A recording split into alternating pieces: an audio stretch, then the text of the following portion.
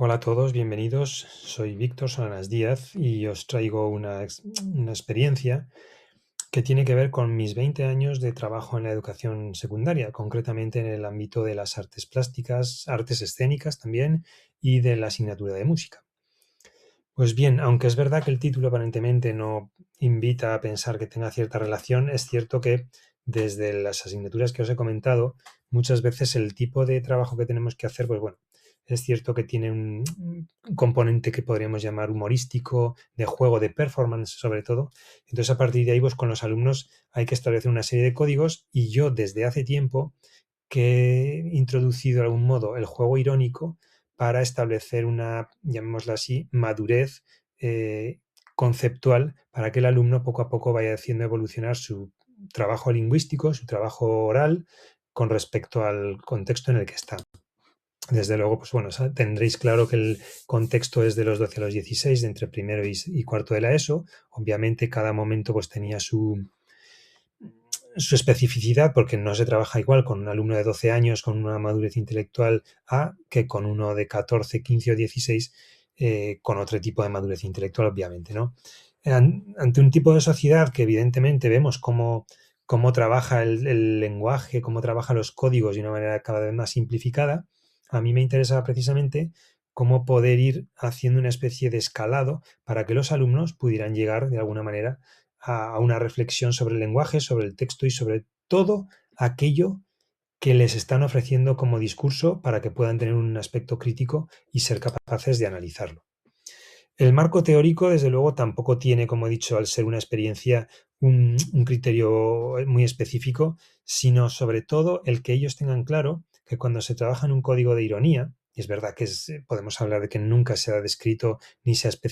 especificado una, podríamos llamar, una definición clara de lo que es la ironía, porque a veces roza el sarcasmo y ataca, bueno, es decir, no voy a entrar en este asunto porque realmente es muy complejo,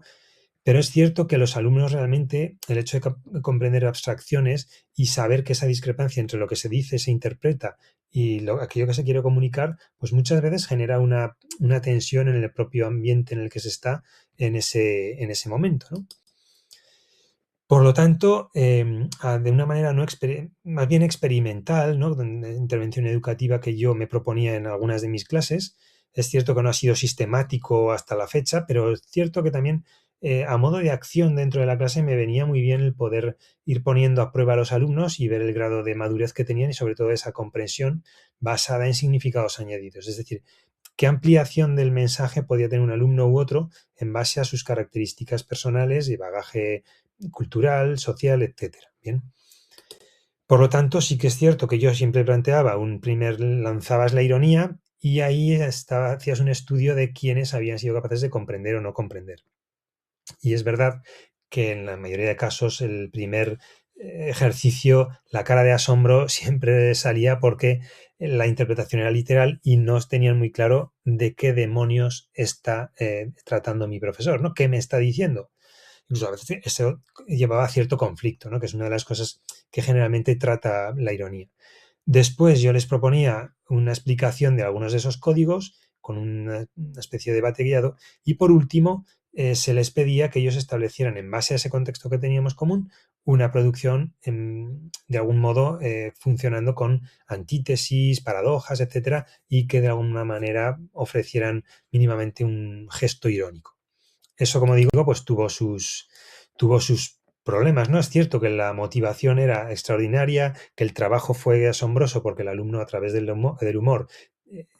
pues era capaz de expresar cosas asombrosamente interesantes. Desde luego la participación y la capacidad de hablar en público, tratar de expresarse de las ideas, afinarlas, era asombroso. Y por último, pues bueno, también dentro de lo que sería ya las conclusiones, sí que era un tema vital tratar el hecho de los malentendidos, pero como dije anteriormente, es inevitable en la ironía poder considerar que el contexto no es compartido y tú has hablado de algo que quizá el interlocutor no está terminado de entender.